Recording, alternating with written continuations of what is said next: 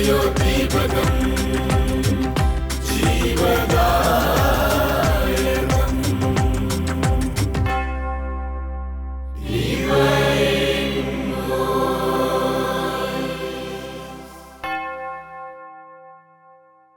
ലോകത്തിൻ്റെ നാനാഭാഗങ്ങളിലിരുന്നു കൊണ്ട് goodness T വിയുടെ ഈ ഡിവൈൻ വോയിസ് എന്നുള്ള വചന ശുശ്രൂഷയിൽ പങ്കുചേരുന്ന എല്ലാവരെയും ഒത്തിരി സന്തോഷത്തോടു കൂടെ ഈ ശുശ്രൂഷയിലേക്ക് സ്വാഗതം ചെയ്യുകയാണ്. വചനത്തിൻ്റെ കൃപ നിങ്ങളിലേക്ക് ഒഴുകട്ടെ എന്ന് ഞാൻ പ്രാർത്ഥിക്കുകയാണ്. ഇത് ശ്രവിക്കുന്ന എല്ലാ വ്യക്തികളെയും അവരുടെ കുടുംബങ്ങളെയും ദൈവം സമർത്ഥമായിട്ട് അനുഗ്രഹിക്കട്ടെ എന്ന് പ്രാർത്ഥിക്കുകയാണ്. മർക്കോസിൻ്റെ സുവിശേഷം 16-ാം അധ്യായത്തിൽ 15-ാം വാക്യത്തിൽ സകല മനുഷ്യർക്കും വേണ്ടിയുള്ള ആ ഒരു ദൗത്യം തമ്പുരാൻ വെളിപ്പെടുത്തുകയാണ്. നിങ്ങൾ ലോകമെങ്ങും പോയി സകല സൃഷ്ടികളോടും സുവിശേഷം പ്രസംഗിക്കുക. മാമോസ സ്വീകരിച്ച് ക്രിസ്തുവിൽ ശരണപ്പെട്ടിരിക്കുന്ന എല്ലാവർക്കും കർത്താവ് കൊടുക്കുന്ന ദൗത്യമാണ് നിങ്ങൾ ലോകത്തിൽ സുവിശേഷം പ്രസംഗിക്കുക. ഇതിൻ്റെ ആഴങ്ങളിലേക്ക് നമ്മൾ ചെല്ലുമ്പോൾ ബൈബിളിൽ ആദ്യത്തെ പുസ്തകത്തിൽ ഉൽപ്പത്തി പുസ്തകം 1-ാം അധ്യായം 27-28 വാക്യങ്ങളിൽ ദൈവം മനുഷ്യനെ സൃഷ്ടിക്കുന്ന ആ ആദ്യ നിമിഷം തന്നെ ഈ ഒരു ദൗത്യം ദൈവം മനുഷ്യനെ ഭരമേൽപ്പിക്കുന്നത് നമുക്ക് കാണാനായിട്ട് സാധിക്കും. ഉൽപ്പത്തി പുസ്തകം 1-ാം അധ്യായം 27-28 വാക്യങ്ങൾ. ദൈവം തൻ്റെ ഛായയിൽ മനുഷ്യനെ സൃഷ്ടിച്ചു, പുരുഷനും സ്ത്രീയുമായി മനുഷ്യനെ സൃഷ്ടിച്ചു. ദൈവം അവരെ അനുഗ്രഹിച്ചു, നിങ്ങൾ സന്താന പുഷ്ടിയുള്ളവരായി പെരുകുവേൻ, ഭൂമിയിൽ നിറഞ്ഞ് അതിനെ കീഴടക്കുവേൻ. തൻ്റെ ഛായയിലും സാദൃശ്യത്തിലും സൃഷ്ടിച്ച മനുഷ്യനെ അവരെ ഒരുമിച്ച് കൂട്ടി ഒരു കുടുംബമാക്കിയിട്ട് ആ കുടുംബത്തെ തനിക്ക് വേണ്ടി മാത്രം മാറ്റിവെച്ചിരിക്കുന്ന സൃഷ്ടികർമ്മത്തിൽ പങ്കു ചേർക്കുവാനായിട്ട് വിളിച്ചിട്ട് അവരോട് പറയുകയാണ്, നിങ്ങൾ ഈ സൃഷ്ടികർമ്മത്തിൽ പങ്കുചേർന്ന് ദൈവം നിങ്ങൾക്ക് നൽകുന്ന കുഞ്ഞുങ്ങളെ ദൈവത്തിൻ്റെ കുഞ്ഞുങ്ങളായി സ്വീകരിച്ച് അവരിലേക്ക് ദൈവത്തിൻ്റെ കൃപ പകർന്നു കൊടുത്ത് അവരിലൂടെ ഈ ലോകം നിറഞ്ഞ് ലോകത്തെ കീഴടക്കുവേൻ. അപ്പോൾ ദൈവവിളിയെക്കുറിച്ച് നമ്മൾ പഠിക്കുമ്പോൾ ഏറ്റവും അടിസ്ഥാനപരമായിട്ട് വചനം പ്രഘോഷിക്കുവാനായിട്ട് ദൈവം ഭരമേൽപ്പിച്ചിരിക്കുന്നത് അത് കുടുംബ ജീവിതത്തെയാണ്. ആ കുടുംബത്തിലാണ് തൻ്റെ ഛായയിലും സാദൃശ്യത്തിലും സൃഷ്ടിക്കപ്പെട്ട ആ മനുഷ്യരെ ഒരുമിച്ച് കൂട്ടി ദൈവം രൂപം കൊടുത്ത ആ കുടുംബത്തിലാണ് ദൈവം തൻ്റെ കുഞ്ഞുങ്ങൾക്ക് പിറവി കൊടുക്കുക. ആ ദൈവത്തിൻ്റെ കുഞ്ഞുങ്ങളെ സ്വീകരിച്ച് ദൈവം ആഗ്രഹിക്കുന്ന വിധത്തിൽ ആ കുഞ്ഞുങ്ങളെ വളർത്തി ദൈവത്തിന് സമർപ്പിക്കുക എന്നുള്ള ദൗത്യമാണ് ഓരോ ദമ്പതിയും ഏറ്റെടുക്കുക. അതുകൊണ്ട് തന്നെയാണ് നമ്മൾ വിവാഹത്തെ ദൈവവിളി എന്ന് വിളിക്കുക.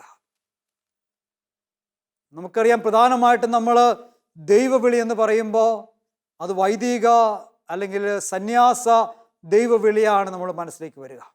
എന്നാൽ അതോടൊപ്പം തന്നെ ഒരുപക്ഷെ അതിനേക്കാൾ പ്രാധാന്യമുള്ളത് എന്ന് സഭ കരുതുന്നത് അത് കുടുംബ ജീവിതമാകുന്ന ദൈവവിളിയാണ്.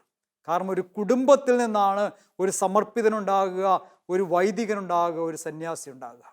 എല്ലാത്തിൻ്റെയും അടിസ്ഥാനമായിട്ട് നിൽക്കുക തമ്പുരാൻ രൂപീകരിച്ച് തമ്പുരാൻ ഇങ്ങനെ ഒരുക്കി കൊണ്ടുവരുന്ന ആ ഒരു കുടുംബമാണ്. ഈ നിമിഷത്തിൽ നമുക്ക് കുടുംബ ജീവിതമാകുന്ന ദൈവവിളി സ്വീകരിച്ചിട്ടുള്ള എല്ലാവരെയും, പ്രത്യേകിച്ച് ഈ സമയത്ത് ഈ വചന ശുശ്രൂഷയിൽ പങ്കെടുത്തുകൊണ്ടിരിക്കുന്ന, വിവാഹമെന്ന കുദാശ വഴി ദൈവം ഒരുമിച്ച് കൂട്ടിയ, അല്ലെങ്കിൽ തൻ്റെ ദൈവവിളി ഒരു കുടുംബജീവിതമാണെന്ന് തിരിച്ചറിഞ്ഞ് കുടുംബജീവിതത്തിനായിട്ട് പ്രാർത്ഥിച്ച് ഒരുങ്ങിക്കൊണ്ടിരിക്കുന്ന എല്ലാവരെയും ദൈവകരങ്ങളിലേക്ക് സമർപ്പിക്കാം. ആ ദൈവവിളിയുടെ ആഴം മനസ്സിലാക്കുവാനായിട്ട്, അതിൻ്റെ വിശുദ്ധി മനസ്സിലാക്കുവാനായിട്ട്, ദൈവവചനം പ്രഘോഷിക്കുവാനായിട്ട് ദൈവം എന്നെ ഭരമേൽപ്പിച്ചിരിക്കുന്ന ഉത്തരവാദിത്വമാണ് എൻ്റെ കുടുംബജീവിതം തിരിച്ചറിയുവാനായിട്ട് ഓരോ ഭാര്യയ്ക്കും, ഓരോ ഭർത്താവിനും, ഓരോ മകനും, ഓരോ മകൾക്കും, ഓരോ മാതാവിനും പിതാവിനും സാധിക്കട്ടെ എന്ന് ഞാൻ പ്രാർത്ഥിക്കുകയാണ്. ഒരിക്കലൊരു ധ്യാനഗുരു പങ്കുവെച്ച ഒരു സംഭവം ഞാൻ ഓർക്കുകയാണ്. അദ്ദേഹത്തിൻ്റെ ധ്യാന കേന്ദ്രത്തിലേക്ക് ഒരു യുവ ദമ്പതികൾ ധ്യാനം കൂടാൻ കടന്നു വന്നിരിക്കുകയാണ്. 5 വയസ്സ് പ്രായമുള്ള ഒരു കുഞ്ഞുണ്ട് അവരുടെ കൂട്ടത്തിൽ. ആ കുഞ്ഞ് ഓട്ടിസം ബാധിച്ച ഒരു കുഞ്ഞാണ്. ആ കുഞ്ഞിനെ ഇങ്ങനെ ചേർത്ത് പിടിച്ചുകൊണ്ടാണ് ഈ മാതാപിതാക്കൾ ആ ധ്യാന കേന്ദ്രത്തിലേക്ക് വന്നിരിക്കുക. ധ്യാനത്തിന് മുമ്പ് ഈ ധ്യാനഗുരുവിനെ കാണുവാനായിട്ട് അവർ വരികയാണ്. എന്നിട്ട് അവർ പറയുകയാണ്, ഞങ്ങൾക്ക് ആദ്യമായിട്ട് പിറന്ന കുഞ്ഞാണിത്. ഓട്ടിസം ബാധിച്ച് ഒത്തിരിയേറെ അസ്വസ്ഥപ്പെടുന്നൊരു കുഞ്ഞാണിത്. ഞങ്ങൾ ഈ ധ്യാനത്തിലേക്ക് വന്നിരിക്കുക ദൈവത്തിൻ്റെ ഒരു സ്പർശനം ഉണ്ടാകുവാൻ വേണ്ടിയാണ്, ഒരു അത്ഭുതം നടക്കുവാനായിട്ടാണ്, ഈ കുഞ്ഞിൽ ഒരു വലിയ സൗഖ്യം നടക്കുവാനായിട്ടാണ് ഞങ്ങൾ വന്നിരിക്കുക. പ്രാർത്ഥിക്കണമെന്നെല്ലാം പറഞ്ഞുകൊണ്ട് ധ്യാനഗുരുവിനെ ആ കൊച്ചിൻ്റെ അനുഗ്രഹത്തിനായിട്ട് ധ്യാനഗുരുവിൻ്റെ മുൻപിൽ നിർത്തുന്നതും, ആ അച്ഛൻ അന്ന് അനുഗ്രഹിച്ച് നിങ്ങൾ പോയി ധ്യാനം കൂട് എന്ന് പറഞ്ഞ് അനുഗ്രഹിച്ച് വിടുന്നതും അന്ന് അച്ഛൻ പറയുകയാണ്. അച്ഛൻ ആ കുഞ്ഞിനെ അനുഗ്രഹിക്കുമ്പോൾ ഒത്തിരിയേറെ അസ്വസ്ഥതകൾ ആ അച്ഛൻ്റെ ഉള്ളിൽ തോന്നുകയാണ്. ഒരു ഓട്ടിസം ബാധിച്ച കുഞ്ഞിനൊക്കെ പൂർണ്ണമായിട്ട് സൗഖ്യം കിട്ടുമെന്ന് ഒത്തിരിയേറെ ചോദ്യങ്ങൾ അച്ഛൻ്റെ മനസ്സിലുണ്ടായെന്ന് അച്ഛൻ പറയുകയാണ്. എന്തായാലും ധ്യാനത്തിലേക്ക് വന്നു കഴിഞ്ഞപ്പോൾ ഈ അച്ഛൻ ഈ കുഞ്ഞിന് വേണ്ടി, കുടുംബത്തിന് വേണ്ടി ആത്മാർത്ഥമായിട്ട് പ്രാർത്ഥിക്കുക. ദൈവത്തിൻ്റെ വലിയ ഇടപെടലുണ്ടാകുവാൻ വേണ്ടി, വലിയ അഭിഷേകം ഉണ്ടാകുവാൻ വേണ്ടി നിരന്തരം ഇങ്ങനെ പ്രാർത്ഥിച്ചുകൊണ്ടാണ് അച്ഛൻ ധ്യാനം നടത്തുക. ആ ധ്യാനത്തിലുടനീളം അച്ഛൻ പറയാൻ ശ്രമിച്ചത് ദൈവത്തിൻ്റെ സ്നേഹം, വിവാഹത്തിൻ്റെ വിശുദ്ധി, മാതാപിതാക്കളുടെ റോള്, കുഞ്ഞുങ്ങൾ ദൈവത്തിൻ്റെ ഹൃദയത്തിൽ ആരാണ്, ഇങ്ങനെ എല്ലാം ഇങ്ങനെ വിവരിച്ച് അഭിഷേകം നിറഞ്ഞ് പ്രാർത്ഥിച്ചുകൊണ്ടിരിക്കുകയാണ്. അപ്പോഴെല്ലാം അച്ഛൻ പ്രാർത്ഥിക്കുന്നുണ്ട്, ആ യുവദമ്പതികൾ ഈ ധ്യാന കേന്ദ്രത്തിലേക്ക് വന്നിരിക്കുന്നത് ദൈവമേ ഒരു അത്ഭുതം പ്രതീക്ഷിച്ചിട്ടാണ്. അവരുടെ പ്രതീക്ഷയ്ക്കൊരു മങ്ങലേക്കരുത്, അങ്ങ് ഇടപെടണമെന്ന് ആത്മാർത്ഥമായിട്ട് അച്ഛൻ പ്രാർത്ഥിച്ചുകൊണ്ടിരിക്കുകയാണ്. ധ്യാനം തീർന്നു, സാക്ഷ്യത്തിൻ്റെ സമയമായി.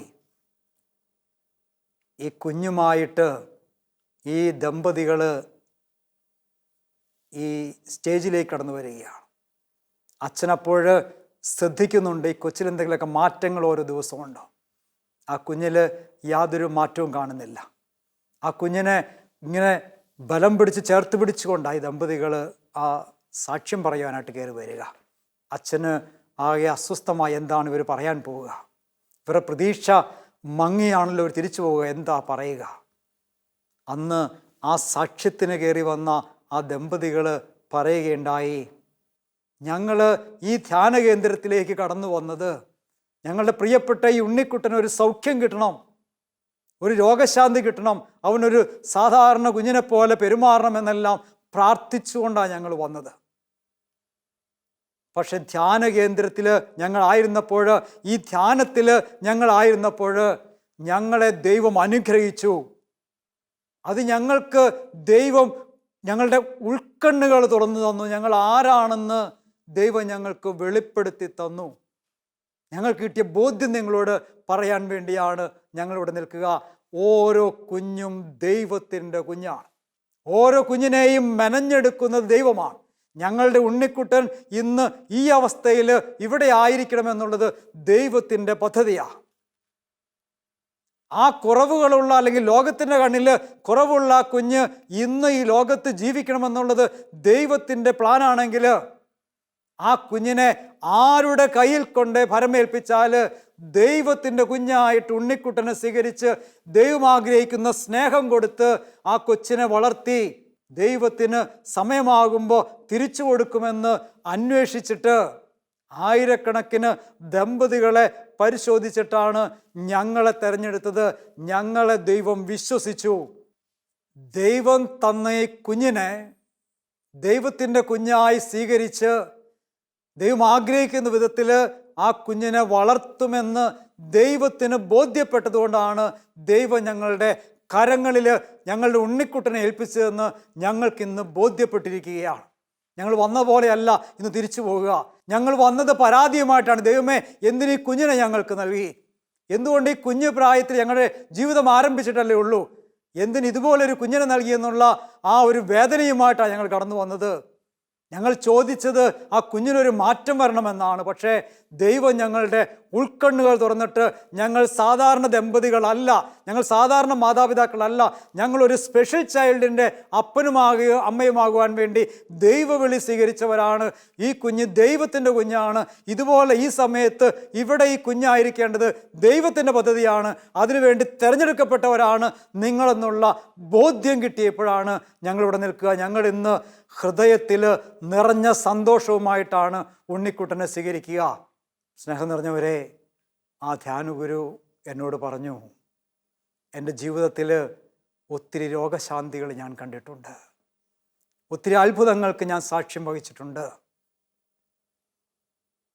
പക്ഷേ ദൈവം ഇറങ്ങി വന്ന് ഒരത്ഭുതം പ്രവർത്തിച്ചത് ഞാൻ ആദ്യമായിട്ട് കാണുന്നത് ആ യുവദമ്പതികളിലാണ്. പ്രിയപ്പെട്ടവരെ,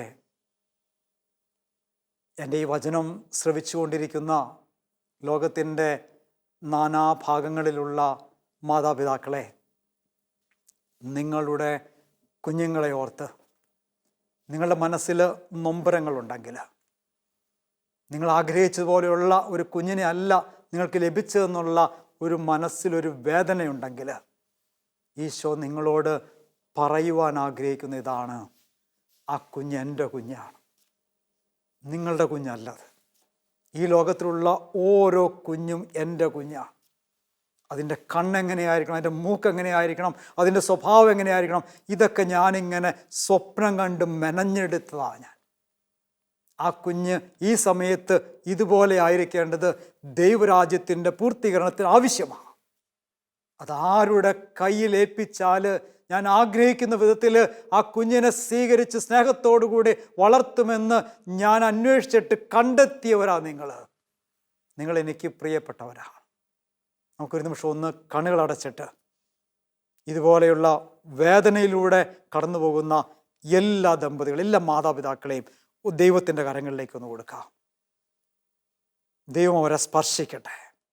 ഒത്തിരിയേറെ സഹനങ്ങളിലൂടെ അവർ കടന്നു പോകുന്നുണ്ട്. ദൈവം അവരെ ഭരമേൽപ്പിച്ചിരിക്കുന്ന ഉത്തരവാദിത്വം ഒത്തിരി സഹനങ്ങൾ ആവശ്യപ്പെടുന്ന ഉത്തരവാദിത്വമാണ്. പക്ഷെ സന്തോഷത്തോടുകൂടെ അവരത് സ്വീകരിച്ച് ദൈവത്തെ മഹത്വപ്പെടുത്തുന്നത് ദൈവസന്നിധിയിൽ വിലയുള്ളൊരു കാര്യമാണ്.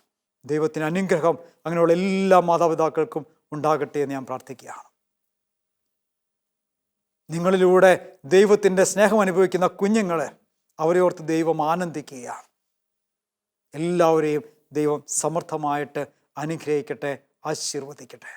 നിരാശപ്പെട്ടു പോകുന്ന നിമിഷങ്ങളിൽ, ജീവിതത്തിൽ അർത്ഥം കാണാത്ത നിമിഷങ്ങളിലെല്ലാം ഈ മാതാപിതാക്കളുടെ മേൽ ദൈവത്തിൻ്റെ അഭിഷേകം നിറയട്ടെ. ദൈവത്തിൻ്റെ ഉപകരണങ്ങളാണ് അവരെന്നുള്ള ബോധ്യം നൽകി തമ്പുരാൻ ഈ മാതാപിതാക്കളെ എല്ലാവരെയും അനുഗ്രഹിക്കട്ടെ.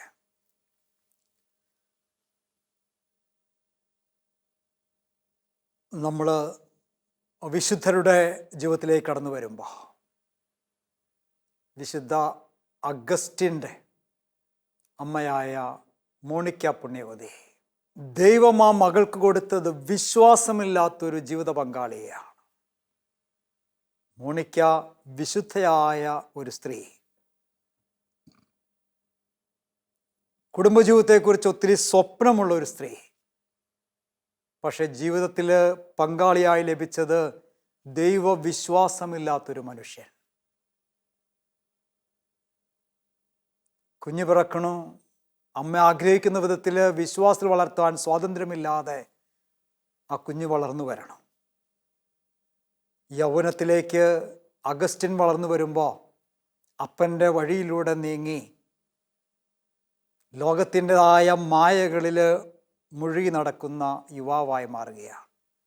ഈ സമയത്തെല്ലാം ഈ മോണിക്ക, ദൈവം നൽകിയതാണ് എൻ്റെ ജീവിത പങ്കാളി, ദൈവം നൽകിയതാണ് എൻ്റെ മകൻ എന്നുള്ള ഉറച്ച ബോധ്യത്തിൽ കണ്ണുനീരോടുകൂടെ ദൈവസന്നിധിയിൽ പ്രാർത്ഥിക്കുന്നു നമ്മൾ കാണുകയാണ്.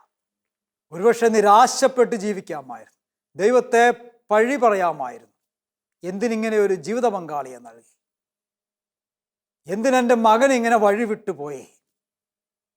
നിരാശപ്പെടുവാനായിട്ട്, പഴി പറയുവാനായിട്ട് 1000 അവസരമുള്ളപ്പോഴും മോണിക്ക പുണ്യവതി നിരന്തരം ദൈവസന്നിധിയിൽ പ്രാർത്ഥിച്ചുകൊണ്ടിരുന്നു. തമ്പുരാനെ, ഇതുപോലെ ഒരു ജീവിത പങ്കാളിയെ അങ്ങ് എനിക്ക് നൽകിയിട്ടുണ്ടെങ്കിൽ ആ വ്യക്തിയുടെ ആത്മാവിന് ഞാൻ കണക്ക് പറയേണ്ടി വരുമല്ലോ.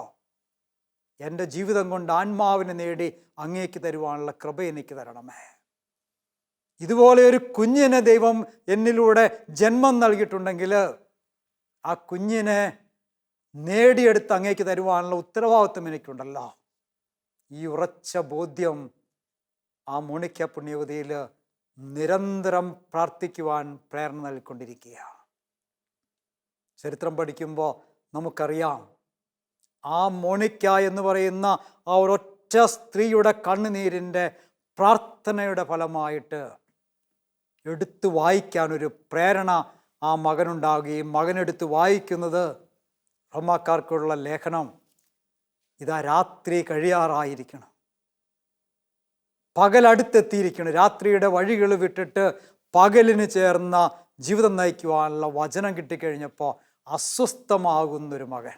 പിന്നെ അവന് പഴയ ജീവിതത്തിലൂടെ പോകാൻ പറ്റുന്നില്ല. എല്ലാ സുഖങ്ങളുടെയും പുറകെ പോയി, എല്ലാ വഴിവിട്ട ബന്ധങ്ങളിലൂടെയും പോയി. പക്ഷെ ഇപ്പോൾ ഒരു വചനം കടന്നു വന്നു കഴിഞ്ഞപ്പോൾ ആ വചനം അവനെ വിശുദ്ധീകരിക്കാൻ തുടങ്ങി. അവിടെ നിന്ന് ആരംഭിക്കുകയാണ് മോണിക്കായുടെ പ്രാർത്ഥനയ്ക്കുള്ള ഉത്തരം. അങ്ങനെ വഴിവിട്ട് നടന്നവൻ ദൈവത്തിൻ്റെ സന്നിധിയിലേക്ക് വരണു, മാമോസ സ്വീകരിക്കണം, പുരോഹിതനാകണം, മെത്രാനാകണം, വിശുദ്ധനായി മാറണം, അൾത്താരയിൽ വണങ്ങപ്പെടുന്ന അവസ്ഥയിലേക്ക് വരുന്നു. വിശുദ്ധരിൽ വിജ്ഞാനിയും വിജ്ഞാനിയിൽ വിശുദ്ധനും എന്നുള്ള പേര് കിട്ടത്തക്ക വിധത്തിൽ അറിവിലും വിശുദ്ധിയിലും അഭിഷേകം നിറഞ്ഞ ഒരു വിശുദ്ധനായിട്ട് ഈ ഒരു യുവാവ് മാറിയെങ്കിൽ അതിൻ്റെ പിന്നിൽ തൻ്റെ ജീവിത വിളിയുടെ, തൻ്റെ വിവാഹമെന്നുള്ള ദൈവവിളിയുടെ അർത്ഥം മനസ്സിലാക്കിയ ഒരു സ്ത്രീയുടെ നിരന്തരമായ പ്രാർത്ഥനയാണ് എന്ന് നമുക്ക് പറയാൻ സാധിക്കും. എൻ്റെ വചനം കേട്ടുകൊണ്ടിരിക്കുന്ന പ്രിയപ്പെട്ടവരെ, നിങ്ങളുടെ ജീവിത പങ്കാളി ഒരുപക്ഷെ മദ്യപാനിയാവാം. അതിനെ ഓർത്ത് നിരാശപ്പെടുന്നവരാകാം നിങ്ങൾ. എന്തുകൊണ്ട് ഇതുപോലൊരു ജീവിത പങ്കാളിയെ എനിക്ക് നൽകിയെന്ന് നിരന്തരം പരാതിപ്പെടുന്നവരാവാം നിങ്ങൾ. ഇവിടെ ഈശോ നിങ്ങളോട് പറയുവാൻ ആഗ്രഹിക്കുന്ന ഒരു കാര്യമുണ്ട്. നിങ്ങളായിരുന്നില്ല, മറ്റൊരാളായിരുന്നു ആ ജീവിത പങ്കാളിയായിട്ട് ലഭിക്കുന്നതെങ്കിൽ ഒരുപക്ഷെ ആ വ്യക്തിയുടെ ആത്മാവ് തന്നെ നശിച്ചു പോകുമായിരുന്നു. അതുകൊണ്ട് ഞാൻ നിന്റെ കരങ്ങളിൽ ഏൽപ്പിച്ചിരിക്കുകയാണ്, ആത്മാവിനെ നേടിയെടുക്കാൻ വേണ്ടി. ഒരാത്മാവ് പോലും നശിക്കുവാൻ ഞാൻ ആഗ്രഹിക്കുന്നില്ല. അതുകൊണ്ട് തന്നെ നിന്റെ കരങ്ങളിൽ ഞാൻ ഭരമേൽപ്പിച്ചിരിക്കുകയാണ്. പ്രിയപ്പെട്ടവരെ, നമ്മുടെ ജീവിതം ഒരു ദൈവവിളിയാണെന്നുള്ള തിരിച്ചറിവ് നമുക്കുണ്ടാകട്ടെ. ദൈവം നമ്മളെ വിശ്വസിച്ച് ഭരമേൽപ്പിച്ച ജീവിത പങ്കാളിയെ സന്തോഷത്തോടുകൂടെ, കുറവുകളോടുകൂടെ സ്വീകരിച്ച് ദൈവത്തിന് വേണ്ടി ആ വ്യക്തിയെ നേടിയെടുക്കുമെന്നുള്ള ഉറച്ച ബോധ്യത്തിൽ മുന്നോട്ട് നീങ്ങുവാനായിട്ടുള്ള കൃപ എല്ലാ ദമ്പതികൾക്കും ലഭിക്കട്ടെ എന്ന് ഞാൻ ആത്മാർത്ഥമായിട്ട് പ്രാർത്ഥിക്കുകയാണ്. വീണ്ടും എന്നെ ശ്രവിച്ചുകൊണ്ടിരിക്കുന്ന ചിലരെങ്കിലും ഒത്തിരി സ്നേഹിച്ച ജീവിത പങ്കാളി പെട്ടെന്നങ്ങ് വേർപിരിഞ്ഞു പോയപ്പോൾ, ഒട്ടും പ്രതീക്ഷിക്കാത്ത സമയത്ത് വേർപിരിഞ്ഞു പോയപ്പോൾ അതിൻ്റെ വേദനയിൽ ആയിരിക്കുന്നവരാവാം പലപ്പോഴും. അങ്ങനെയുള്ള ആ മക്കളോട് എനിക്ക് പറയാനുള്ള ദൈവത്തിൻ്റെ ദൂതിതാണ്. പ്രിയപ്പെട്ടവരെ, ദൈവം അറിയാതെ ഒന്നും സംഭവിക്കില്ല. ഒരുപക്ഷെ 10-35 വയസ്സ് മാത്രം ആയുസ്സുള്ളൊരു മനുഷ്യൻ, അല്ലെങ്കിൽ 10-40 അല്ലെങ്കിൽ 10-50 വയസ്സ് മാത്രം ഈ ലോകത്ത് ജീവിച്ചിരിക്കുവാൻ ദൈവം നിശ്ചയിച്ചിരിക്കുന്ന ഒരു വ്യക്തിയെ ആരുടെ കരങ്ങളിൽ കൊണ്ട് ഏൽപ്പിച്ചാൽ ആ ദൈവം നിശ്ചയിച്ചിരിക്കുന്ന കാലം വരെ ആ വ്യക്തിക്കൊരു നല്ല ജീവിത പങ്കാളിയായി മാറിയിട്ട് ദൈവം ചോദിക്കുന്ന സമയത്ത് സന്തോഷത്തോടെ തിരിച്ചു കൊടുക്കുവാൻ ആർക്ക് സാധിക്കുമെന്നൊക്കെ നോക്കിയിട്ട് ദൈവം വിശ്വസിച്ച് ഭരമേൽപ്പിച്ച വ്യക്തിയാണ് നിങ്ങൾ. മറ്റു പലരും പറഞ്ഞേക്കാം നിങ്ങൾക്ക് ദൈവം ശിക്ഷിച്ചതാ. പക്ഷെ ഇവിടെ സത്യം നിങ്ങൾ തിരിച്ചറിയുക. ഓരോ കുഞ്ഞും ജനിക്കുമ്പോൾ ആ കുഞ്ഞിൻ്റെ ആയുസ് ദൈവം നിശ്ചയിക്കുന്നുണ്ട്. അങ്ങനെയെങ്കിൽ 35 വയസ്സ് അല്ലെങ്കിൽ 40 വയസ്സ് അല്ലെങ്കിൽ 50 വയസ്സ് മാത്രം ഈ ലോകത്തിൽ ജീവിച്ച് പിന്നീടുള്ള ജീവിതം ദൈവസന്നിധിയിലായിരിക്കുവാൻ നിശ്ചയിക്കപ്പെട്ടുള്ള ഒരു വ്യക്തിക്ക് അന്നുവരെ ജീവിതത്തിലേക്ക് സ്വീകരിച്ച് സന്തോഷം കൊടുക്കുവാനായിട്ട്, സമാധാനം കൊടുക്കുവാനായിട്ട്, ആത്മാവിന് നേടിക്കൊടുക്കുവാനായിട്ട് ആരെ ഭരം ഏൽപ്പിച്ചാൽ സാധിക്കുമെന്ന് ദൈവം അന്വേഷിച്ചിട്ട് കണ്ടെത്തിയ വ്യക്തിയാണ് നിങ്ങൾ അഭിമാനിക്കുക. ദൈവം നിങ്ങളെ ഭരമേൽപ്പിച്ചിരിക്കുന്ന വലിയൊരു ഉത്തരവാദിത്വമാണ്. നിങ്ങൾക്ക് ചുറ്റും നിൽക്കുന്നവർ, ഒരുപക്ഷെ നിങ്ങൾക്ക് വലിയ ഉപദേശം നൽകുന്നവർ, അവരുടെ ജീവിതത്തിലാണ് ഇത് സംഭവിച്ചെന്ന് വെച്ചോ, വിവാഹം കഴിഞ്ഞ് ഏതാനും വർഷങ്ങൾ കഴിഞ്ഞ് അല്ലെങ്കിൽ 4-5 വർഷങ്ങൾ കഴിഞ്ഞ് പെട്ടെന്ന് ജീവിത പങ്കാളി അങ്ങോട്ട് ഇല്ലാതാകുന്ന ഒരവസ്ഥ അവർക്ക് ഉണ്ടായെന്ന് വെച്ചോ, ഇന്ന് വലിയ പുണ്യം പറയുന്നവരൊക്കെ ഒരുപക്ഷെ അന്ന് നിരാശയിലേക്കോ ആത്മഹത്യയിലേക്കൊക്കെ പോയേനെ. ദൈവം നിങ്ങളെ ആ ഒരു ദൗത്യമേൽപ്പിച്ചത് നിങ്ങളുടെ ജീവിത ദൈവവിളിയുടെ അർത്ഥം മനസ്സിലാക്കി നിങ്ങൾക്ക് ദൈവം ഭരമേൽപ്പിച്ചിടത്തോളം ദിവസം നിങ്ങൾ വിശ്വസ്തത പുലർത്തി സ്നേഹം കൊടുത്ത് ആ ജീവിത പങ്കാളിയുടെ ആത്മാവിനെ ദൈവത്തിനായിട്ട് നേടിക്കൊടുക്കും. അത് കഴിഞ്ഞാൽ നിങ്ങൾ ഈ ലോകത്ത് സാക്ഷ്യം വഹിക്കുമെന്ന് ദൈവത്തിന് ഉറപ്പുള്ളത് കൊണ്ടാണ്. നിങ്ങൾക്കുണ്ടായ ഇതേ സാഹചര്യങ്ങൾ തന്നെ ഇനിയും അനേകർക്കുണ്ടാകുമ്പോൾ അവർക്കൊരുപക്ഷെ നിങ്ങളുടേതായ സാഹചര്യമായിരിക്കണമെന്നില്ല. നിങ്ങൾക്കൊരുപക്ഷെ ഇപ്പോൾ സപ്പോർട്ട് ചെയ്യുവാനായിട്ട് പലരുണ്ടാവാം. നിങ്ങൾക്ക് ആഴമായൊരു വിശ്വാസമുള്ളത് കൊണ്ട് ഇതിൻ്റെയൊക്കെ പിന്നിൽ ദൈവത്തിൻ്റെ ഒരു ശക്തി ഉണ്ടെന്ന് തിരിച്ചറിയാനുള്ള ഉൾക്കാഴ്ച ഉണ്ടാവാം. നിങ്ങൾക്ക് ചിലപ്പോൾ ചില ധ്യാന കേന്ദ്രങ്ങളിലൊക്കെ പോയി ശക്തി സംഭരിച്ചുകൊണ്ട് വീണ്ടും ജീവിതത്തിലേക്ക് ഉണർവോടുകൂടി വരാനുള്ള ഒരു സാഹചര്യം ഉണ്ടാവാം. പക്ഷേ ഈ ലോകത്തിൽ ഇതൊന്നുമില്ലാത്ത അനേകം മനുഷ്യരുണ്ട്. അവരുടെ ജീവിതത്തിൽ പെട്ടെന്നൊരു തകർച്ച ഉണ്ടാകുമ്പോൾ, പെട്ടെന്ന് ജീവിത പങ്കാളി അങ്ങോട്ട് നഷ്ടപ്പെടുമ്പോൾ, അല്ലെങ്കിൽ പെട്ടെന്ന് പൊന്നുപോലെ കരുതിയിരുന്ന കുഞ്ഞ് നഷ്ടപ്പെടുമ്പോൾ അവർക്ക് പിടിച്ചു നിൽക്കാനായിട്ടൊന്നുമില്ല. അവർക്കൊരു പക്ഷേ വിശ്വാസം ഉണ്ടാകണമെന്നില്ല. അവരെ സമയത്ത് സഹായിക്കുവാനായിട്ട് അച്ഛന്മാരോ സിസ്റ്റേഴ്സോ ഉണ്ടാകണമെന്നില്ല, ധ്യാന കേന്ദ്രം ഉണ്ടാകണമെന്നില്ല. പക്ഷേ അവരുടെ ഉള്ളിൽ ദൈവം പറഞ്ഞു കൊടുക്കും, ആ സമയത്ത് നീ നോക്കിക്കേ, നീ കടന്നുപോയ സാഹചര്യങ്ങളിലൂടെ തന്നെ കടന്നുപോയ ഒരു വ്യക്തിയെ നിനക്ക് കണ്ടുകൂടെ നിൻ്റെ നാട്ടിൽ? ആ വ്യക്തിയെ നോക്കിക്കേ. നിന്നെപ്പോലെ ഇതുപോലെ നിരാശപ്പെട്ടിരുന്നെങ്കിൽ അവളും ചിലപ്പോൾ നശിച്ചു പോയേനെ. പക്ഷേ ആ ഒരു സാഹചര്യത്തിൽ അവൾ പിടിച്ചു നിന്നില്ലേ, അവൾ ശക്തി ആർജിച്ചില്ലേ, നിനക്കും സാധിക്കുമെന്ന് പറഞ്ഞുകൊണ്ട് ആ വ്യക്തിയെ ദൈവം ഉയർത്തിക്കാട്ടും. പ്രിയപ്പെട്ടവരെ, നിങ്ങൾ ചില സാഹചര്യങ്ങളിലൂടെ, വേദനകളിലൂടെ ദൈവം കടത്തിവിടുന്നത് ഇനി പിന്നാലെ വരുന്നവർക്ക് ഒരു ശക്തി പകരുവാനായിട്ട്, ഒരു മാതൃകയായിട്ട് ഉയർത്തുകയാണ്. നിങ്ങളുടെ ദൈവവിളിയുടെ അർത്ഥം മനസ്സിലാക്കാതെ നിങ്ങൾ വെറുതെ നിരാശയിലേക്ക് പോകരുത്. നിങ്ങളെ ദൈവം ഉയർത്തുകയാണ് തളർന്നു പോകുന്ന പലർക്കും ശക്തി കൊടുക്കുവാനായിട്ട്. ഒരു ചെറിയ സംഭവം കൂടി പറഞ്ഞ് ഞാൻ ഈ വചനവ്യാഖ്യാനം അവസാനിപ്പിക്കുകയാണ്. അത് ഞാൻ ഈ ജെറുസലേം ധ്യാന കേന്ദ്രത്തിൽ ഒരിക്കലും ധ്യാനിപ്പിക്കാൻ ഒരു 1 ഡേ പ്രോഗ്രാമിന് പോയപ്പോൾ എൻ്റെ ജീവിതകഥ അവിടെ ഒന്ന് പറയുകയുണ്ടായി. 6 മാസം എനിക്ക് പ്രായമുള്ളപ്പോൾ എൻ്റെ അപ്പച്ചൻ മരിച്ചു പോയതാണ്. ഞങ്ങൾ 6 മക്കൾ. പെട്ടെന്ന് അപ്പനങ്ങ് മരിച്ചപ്പോൾ ഉലഞ്ഞു പോയൊരു കുടുംബമാണ്. പക്ഷെ ദൈവാനുഗ്രഹത്താൽ അമ്മ ഈ 6 മക്കളെയും ചേർത്ത് പിടിച്ച് ദൈവകൃപയാൽ വളർന്നു വന്നൊരു കുടുംബമാണ്. ഈ ഒരു അനുഭവം ഞാൻ ആ ധ്യാന കേന്ദ്രത്തിൽ അന്ന് ശുശ്രൂഷയുടെ ഭാഗമായിട്ട് പറഞ്ഞത് ഞാൻ ഓർക്കുകയാണ്. അന്ന് രാത്രിയിൽ എനിക്ക് എൻ്റെ ഫോൺ നമ്പർ അന്വേഷിച്ച് കണ്ടെത്തി ഒരു സ്ത്രീ എന്നെ വിളിച്ചു രാത്രിയിൽ. അത് ഭർത്താവ് പെട്ടെന്ന് അങ്ങോട്ട് നഷ്ടപ്പെട്ട് 40 ദിനം കഴിഞ്ഞിട്ട് ആ ഒരു വിടുതലിന് വേണ്ടി ആഗ്രഹിച്ച് ആ ധ്യാന കേന്ദ്രത്തിലേക്ക് കടന്നു വന്ന ഒരു ചെറുപ്പക്കാരി സ്ത്രീയായ ആ മകള് അന്ന് എൻ്റെ ഫോൺ നമ്പർ അന്വേഷിച്ച് എന്നെ വിളിച്ചിട്ട് പറഞ്ഞു, അച്ഛനെ ഇന്ന് ദൈവം അയച്ചതാ ഈ ധ്യാന കേന്ദ്രത്തിലേക്ക്. അച്ഛൻ്റെ വചന ശുശ്രൂഷ കേട്ടപ്പോൾ എനിക്ക് കിട്ടിയൊരു ബോധ്യം ഇതാണ്. അച്ഛൻ്റെ അപ്പൻ മരിക്കുമ്പോൾ 6 മാസമേ അച്ഛന് പ്രായമുണ്ടായിരുന്നുള്ളൂ. എന്നിട്ടും അച്ഛനെ ദൈവം വളർത്തിക്കൊണ്ട് ഇന്ന് കർത്താവിൻ്റെ ഒരു പുരോഹിതനാകുവാനായിട്ട് ദൈവം മനസ്സായെങ്കിൽ എൻ്റെ കുഞ്ഞുങ്ങൾക്കൊരു കുറവും ഉണ്ടാകില്ല. അവരിന്ന് 5ലും 7ലും പഠിക്കുന്ന കുഞ്ഞുങ്ങളാണ്. അവരെക്കുറിച്ച് ദൈവത്തിനൊരു പദ്ധതി ഉണ്ടെന്ന് എനിക്ക് ബോധ്യപ്പെട്ടു. ഞാൻ അച്ഛനെ ഓർത്ത് ദൈവത്തിന് നന്ദി പറയുകയാണ്. പ്രിയപ്പെട്ടവരെ, എൻ്റെ കണ്ണ് തുറന്നൊരു സംഭവമാണ്. നമ്മളൊക്കെ ചില വേദനകളിലൂടെ കടന്നു പോകുന്നത് മറ്റു പലർക്കും ഒരു കൈത്താങ്ങാകാൻ വേണ്ടി ദൈവം നമ്മളെ ഉയർത്തുന്നതാണ്. നമുക്കിവിടെ അവസാനിപ്പിക്കാം. നമുക്കൊന്ന് കണ്ണുകൾ അടച്ച് കരങ്ങളൊന്ന് കൂപ്പി ദൈവം നൽകിയിരിക്കുന്ന ഈ ദൈവവിളിയാകുന്ന ജീവിതാന്തസ്സിനെ ഓർത്ത് നന്ദി പറയാം. അത് സമർപ്പണ ജീവിതമായിക്കോട്ടെ, അത് കുടുംബജീവിതമായിക്കോട്ടെ, ഓരോ വ്യക്തിയെയും ദൈവം ഭരമേൽപ്പിച്ചിരിക്കുന്നത് സുവിശേഷം പ്രസംഗിക്കാൻ വേണ്ടിയാണ്.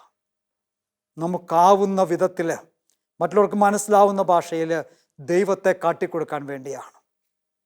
സഹനങ്ങളിലൂടെ നമ്മളെ കടത്തിവിടുന്നത് നമ്മുടെ പിന്നാലെ വരുന്നവർക്ക് നമ്മളുടെ ജീവിതം ഒരു മാതൃകയാകാൻ വേണ്ടിയാണ്. ദൈവം നമ്മെ എല്ലാവരെയും അനുഗ്രഹിക്കട്ടെ. കർത്താവായ ഈശോയെ വചന ശുശ്രൂഷയിൽ പങ്കെടുക്കുന്ന എല്ലാ വ്യക്തികളിലേക്കും നിന്റെ കൃപ ചൊരിയണമേ. നിന്റെ പരിശുദ്ധാത്മാവിൻ്റെ നിറവിനാൽ ഞങ്ങളുടെ കണ്ണുകൾ തുറക്കപ്പെടട്ടെ. ഒരു സാഹചര്യവും ഞങ്ങളെ നിരാശയിലേക്ക് നയിക്കാതെ എല്ലാത്തിൻ്റെയും പിന്നിൽ ദൈവത്തിനൊരു പദ്ധതിയുണ്ടെന്നും അത് ക്ഷേമത്തിനുള്ളതാണെന്ന് തിരിച്ചറിയുവാനായിട്ടുള്ള കൃപ ഞങ്ങൾക്ക് നൽകി അനുഗ്രഹിക്കണമേ. എല്ലാ കുടുംബങ്ങളെയും നീ അനുഗ്രഹിക്കുകയും ആശീർവദിക്കുകയും ചെയ്യണമേ. ഏതെങ്കിലും വ്യക്തികൾ ഇപ്പോഴും നിരാശയിലാണെങ്കിൽ, ദുഃഖത്തിലാണെങ്കിൽ, കർത്താവെ നിൻ്റെ തിരുഹൃദയത്തിൽ നിന്നൊഴുകുന്ന വിശുദ്ധ ജലത്താൽ, തിരുരക്തത്താൽ ആ കുടുംബത്തെ നീ പൊതിഞ്ഞ് സൂക്ഷിക്കണമേ. ദൈവം നമ്മെ എല്ലാവരും അനുഗ്രഹിക്കട്ടെ. കർത്താവ് ഈശോമിശിഹായുടെ കൃപയും പിതാവായ ദൈവത്തിൻ്റെ സ്നേഹവും പരിശുദ്ധാത്മാവിൻ്റെ സഹവാസവും നാം എല്ലാവരോടും കൂടി ഉണ്ടായിരിക്കട്ടെ, ഇപ്പോഴും എപ്പോഴും എന്നേക്കും. ആമേൻ.